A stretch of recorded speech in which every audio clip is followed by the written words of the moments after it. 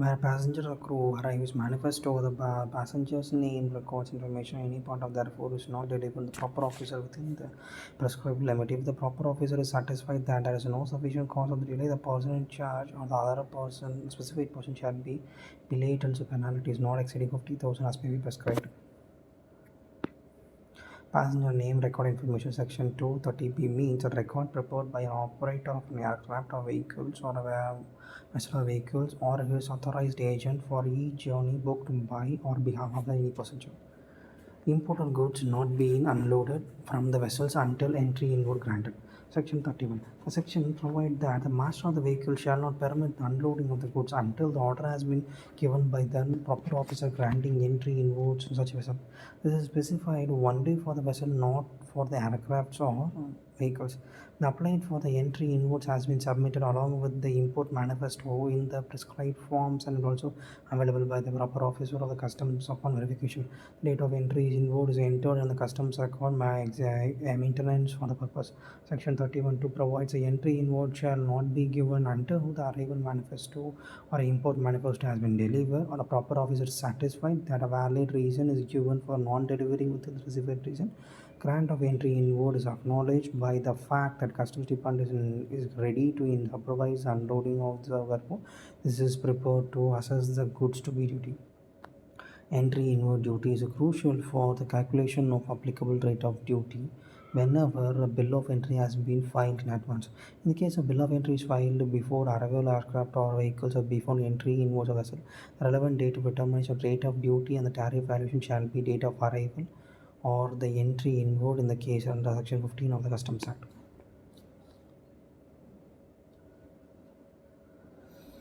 Section 31(3) excludes certain items or scope of the sanction. It is provided that the provision of the section will not apply to the unloading or baggage accommodating a passenger or member of the crew or mail, bags, or animals, or perishing goods, hazardous goods. Imported goods should not be unloaded unless mentioned in the arrival manifesto or import manifesto or import report, etc. Section 32. Without the permission of the proper officer, the imported goods cannot be unloaded unless they have been mentioned in the internal import general manifesto for being unloaded, unless there is a mention in the import general manifesto for being unloaded in the custom station. Unloading and loading of goods on approved places only. Section 33. Section 33 provides that the loading and unloading of goods are to be undergone only at the places provided under Section 80 of the Customs Act 1962. And Section 80 provides proper places in such customs port, customs airport, or coastal port for loading and unloading of goods. Goods not to be loaded or unloaded except under the supervision of the customs officer. Section 34. Section 34 provides that loading and unloading of goods should be done under the supervision of proper officer. However, the board may, by notification of official gazette, give general permission and proper officer may, in any particular cases, give special permission of any of the goods or other classes to be loaded within the supervision of proper officer.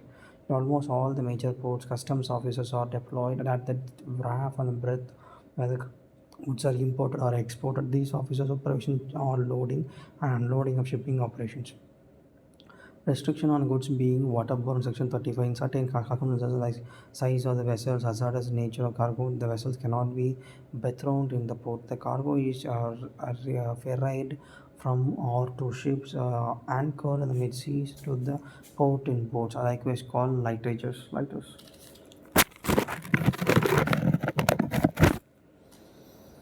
Section 35 of the Customs Act replied that no imported goods shall be waterborne has been loaded into any vessel or no export goods which are not accompanied by shipping bill shall be waterborne for being shipped unless the goods are accompanied by a boat note in a prescribed form. The boat notes are regulated in 1976 prescribe the forms and manner issue of the boat notes. However, the board may by notification give a general permission and a proper officer may in any of the particular case give a special permission for other goods or any other class of goods to be waterborne without being accumulated by a board note. Other control. The following further controls exercise on the conveyance of the loading and unloading goods. The goods cannot be loaded or unloaded on Sundays or other holidays observed by the customs department on any other day after working hours unless prescribed notice and prescribed fees are paid. Section 36. The proper officer may at any time board any convenience carrying import goods or exports or any and may remain such convenience of such period to be considered necessary. Section 37. The proper officer may require a person in charge of the convenience to produce any documents or answer any questions, and such person shall be bound to comply with the same. Section 38. Procedure for clearance of imported goods. The procedure for clearance of imported goods are contained in section 45 to 49 of Customs Act. These procedures are not applicable to baggage or goods imported or exported by post. Restriction on the customs and removal of imported duty, section 45. Once the imported goods has been entered the customs area, these arises a question who is responsible for the safe custody of goods.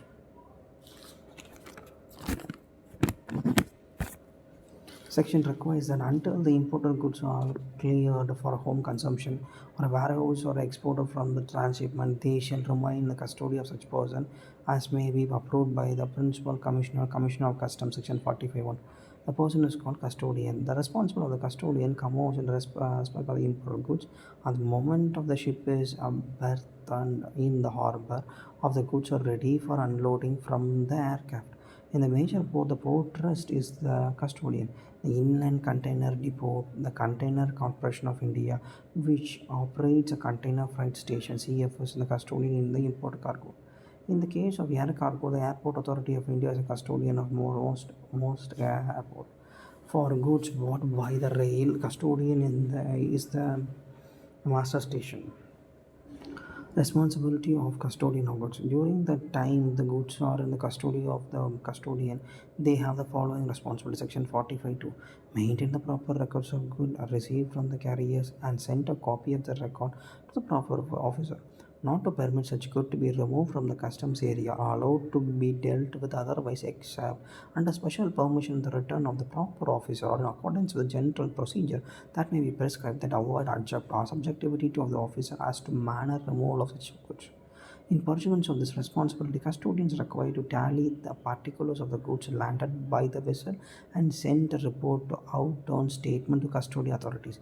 This enables the custody authorities to check whether all the goods manifested in the import general manifest for the landing in a particular place have actually been landed. In the case goods are not was not so landed, action is taken against the carrier.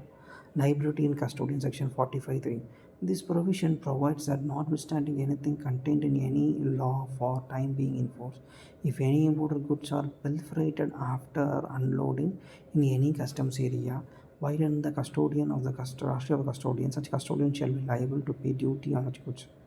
Therefore, the respect of pilferated goods covered for the section 13 loss of revenue is compensated by the custodian. And duty shall be paid in the relevant rate on the date of the delivery of arrival manifesto or import manifesto, as the case may be. The imported reports on the proper officer under section 30 of arrival conveys in the goods as carrier.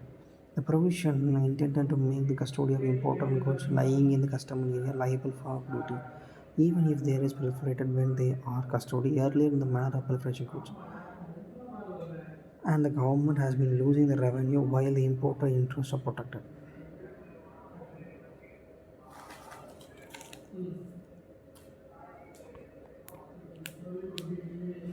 Mrs. Philip Importer imports certain goods which were unloaded in the customs area section October, where the order of the clearance is passed by the proper officer of October. It was found that there was a pilferage of goods as the imported goods were in the custody of Port of Trust Department demanded duty from the custody under section 45 of Customs Act 1962. As the pilferage, the Port Trust denied such demand, containing that was not an approved custodian falling under section 45, and the possession of goods by it was by virtue of power conferred by the Major Port Trust Act 1963. Hence, it is not liable for custom duty in pilferage goods. And the Miss importers was also asked by porters to make good the loss of the goods. Examine whether the demand made by the department and the Miss Import Limited are justified in law and refer to the decided as case. The fact the case was similar to the case of the Board of Trustees UOI of India, PLT 513, Honorable High Court, Delhi.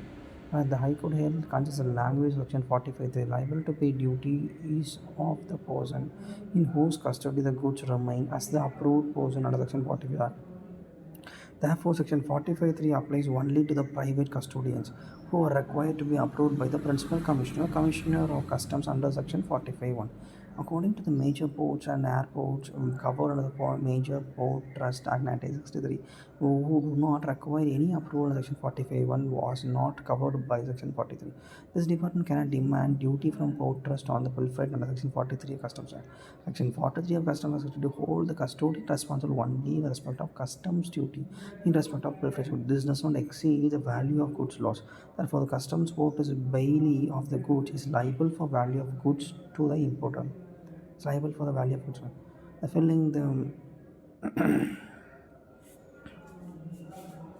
filling of import bills of bill of entry.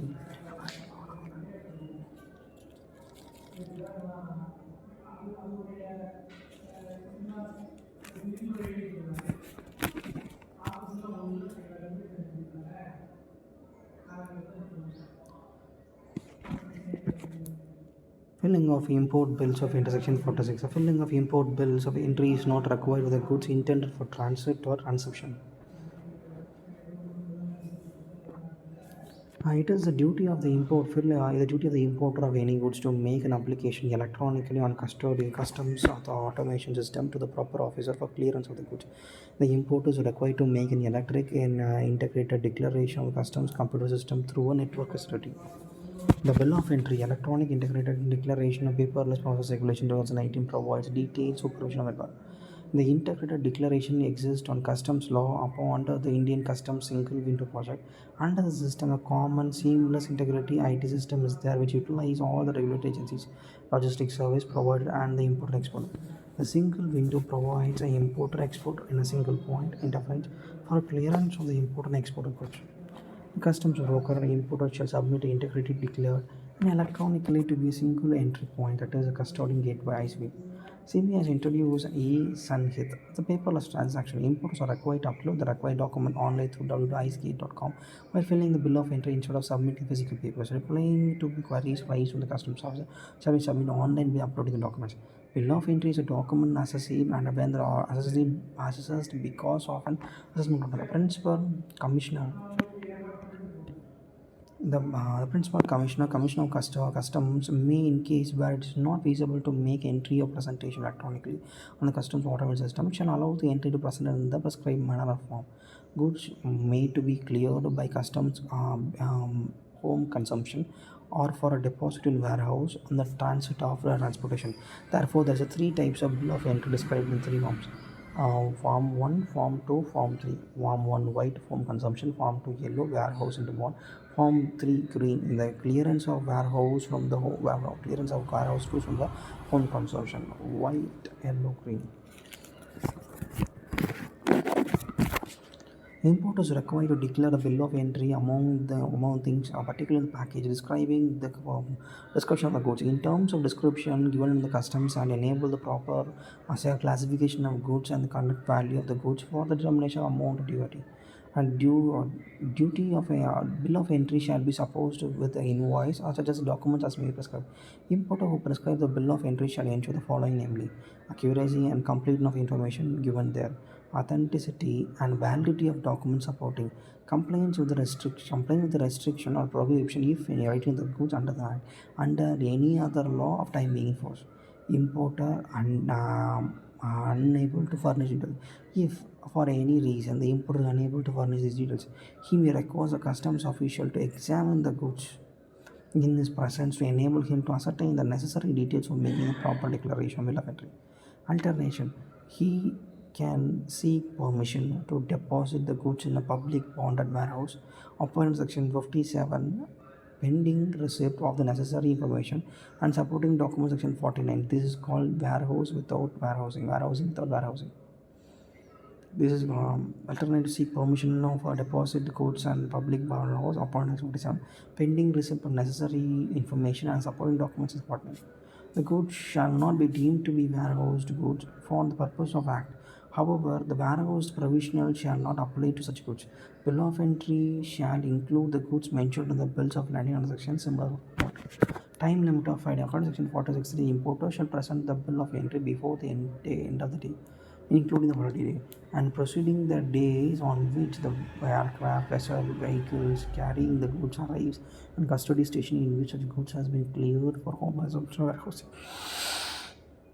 The provision of section 46(3) provide that board may, in the case it may deem fit to prescribe different time limit for presenting of the bill of entry, which shall not be late than the end of day of such arrival. Further, the bill of entry may be presented at any time not exceeding 30 days from the expected arrivals of the not exceeding 30 days prior to the expected date of arrival of aircraft which goods has been shipped or imported in India. However, there is a bill of entry is not presented within the time specific of provision. It is satisfied no sufficient cause of the delay and importer shall pay the prescribed charges and bill of entry.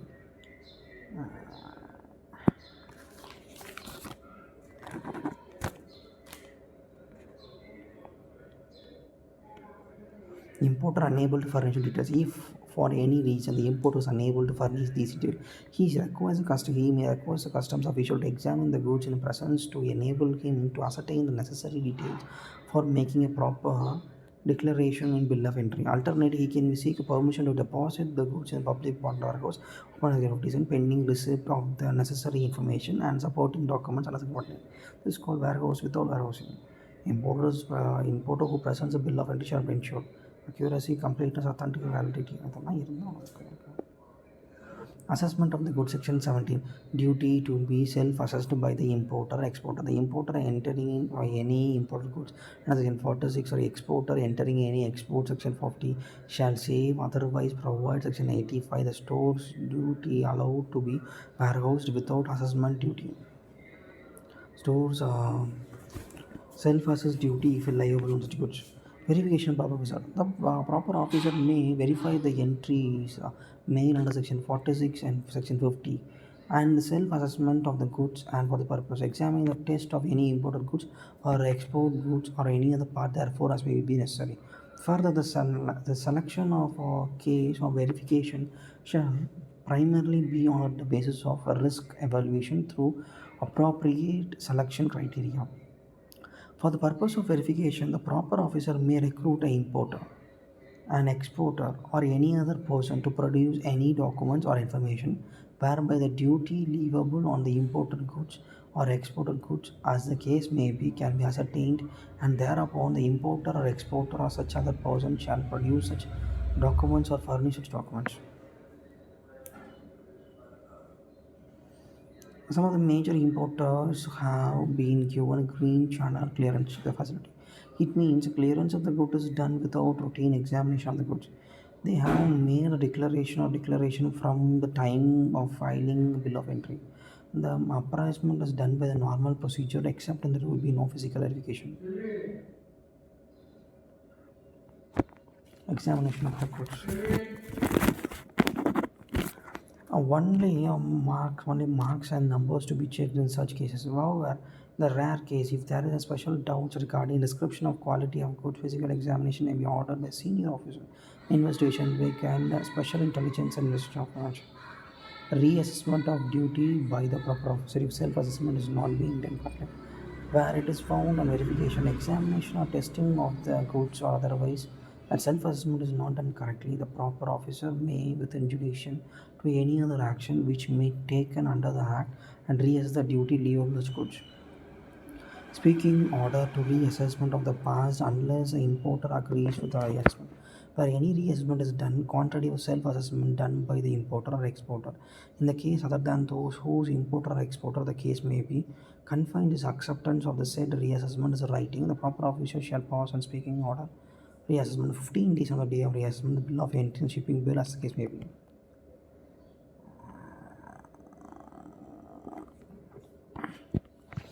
Provisional assessment duty section 18. Provisional assessment can be restored to the following sequences where the importer or exporter is unable to make self-assessment under section 17 of subsection 1. Make a request to writing of proper officer. When the proper officer deemed to necessary the subject of any imported goods or exported goods are to any chemicals or other test. where the importer and exporter has produced all the necessary documents and furnished the full information, but the proper officer deemed to necessary to make the further inquiry, or the necessary documents has not been produced, or not information has not been furnished, the proper officer deemed to be necessary to make the further inquiry. In any of the above cases, a proper officer may direct the duty liable on such goods and assess the provisionally if the importer or the exporter at the case may be furnished such a security as the officer proper officer deemed fit for the payment of deficiency, if any, between the duty as may be finally assessed or reassessed as the case may be, and the duty provisionally assessed. For the pursuant to the provisional assessment section under section 1, if any of the document or information is required by the proper officer for a final assessment, the importer or exporter, as the case may be, shall submit such a document or information within the prescribed limit, and the proper officer shall finalize the provisional assessment within the prescribed time and prescribed manner as under subsection 1A. The provisional assessment is allowed both in respect of the import as well as export. When the duty liable on such goods is assessed finally and reassessed by the proper officer, in accordance with the provision of the Act, then, in the case of the duty cleared by the home consumption or exportation, this amount paid shall be adjusted against a duty finally assessed or reassessed, as the case may be, if the amount so paid fall short of, as if the excess duty is finally assessed or reassessed, the case may be, the importer or exporter of the goods shall pay the deficiency or to be entitled to a refund, as the case may be.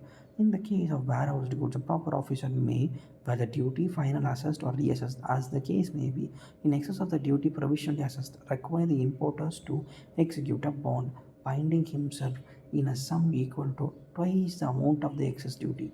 Under subsection 2, the importer or exporter shall be liable to pay interest, as the amount payable to central government subsequent to the final assessment or the assessment of the interest shall be payable at the rate fixed by the central government under section 28AA.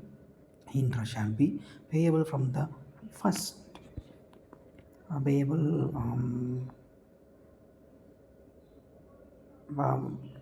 first day of the month in which duty is provisionally assessed until the date of the payment thereon. Subject to subsection 5, if a refundable amount referred to the clause A, subsection 2, it's not refunded under subsection then 3 months from the date of assessment.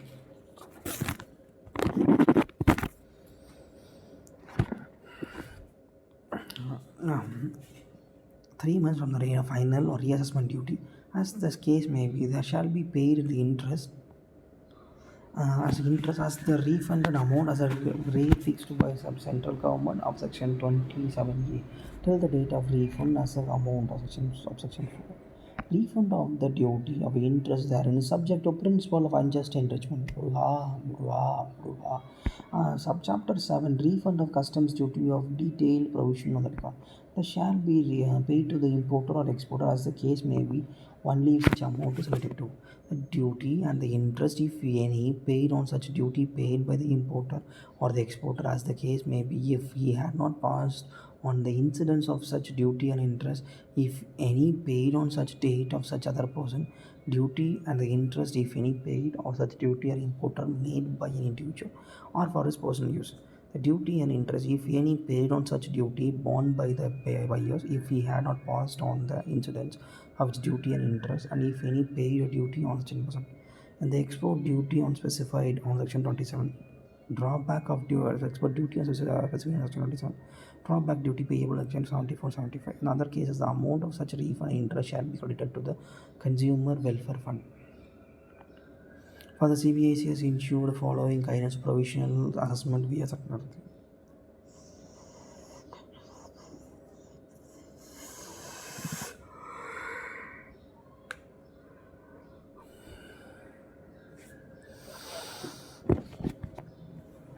Further, the CBIC has issued the following guidance for provisional assessment on Circular 38/2016, CAS dated 22 August 2016. However, the duty of this assessment provisionally, the importer shall execute a bond in the prescribed form for the purpose of undertaking the pay on demand the deficiency. if any between the duty as may be finally assessed or the duty provisionally assessed.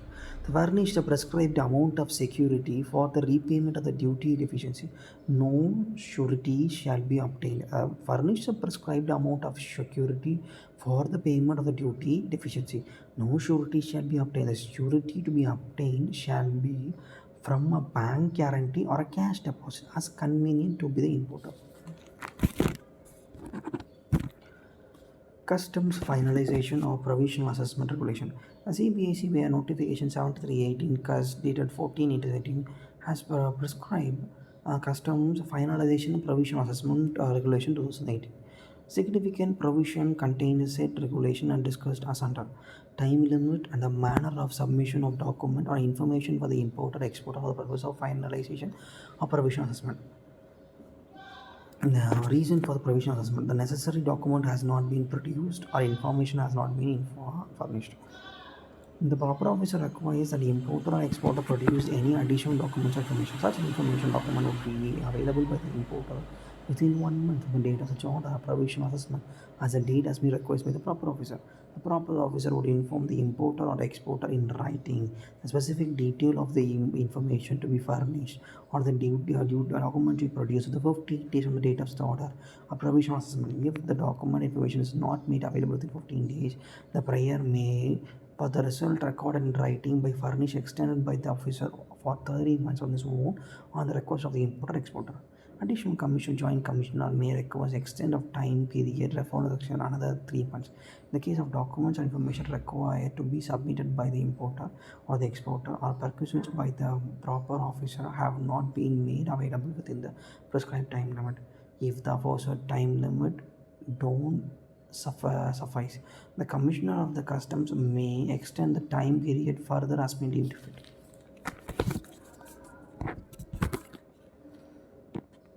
All the requisition information document need to be submitted in one instance by the importer exporter and the importer exporter themselves or by authorized representative or the customs broker shall inform the proper officer in writing that he has submitted all the documents and information to be furnished as requested.